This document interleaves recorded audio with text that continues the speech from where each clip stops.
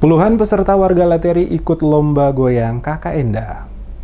Meriahkan HUT Kelurahan Lateri, HUT Kota Ambon, HUT ke-444 dan HUT GPM tahun 2019 ini, Panitia Kelurahan Lateri adakan sejumlah kegiatan, salah satunya adalah Lomba Goyang Kakak Enda yang melibatkan anak-anak, remaja, dan orang dewasa. Pantauan Demes Media Group pada lokasi kegiatan terlihat puluhan peserta begitu bersemangat dalam mengikuti lomba. Dengan mengenakan busana dari berbagai jenis dan model, para peserta tampil penuh percaya diri dalam mengikuti lomba tersebut. Terlihat ada peserta dari kalangan ibu-ibu dengan semangat mengikuti irama goyang Kakak Enda. Lurah Lateri saat memberikan keterangan mengatakan bahwa kegiatan dilaksanakan ini sebagai bentuk rasa syukur dalam memeriahkan HUT Kelurahan Lateri ke-36, HUT GPM, dan HUT Kota Ambon tahun 2019.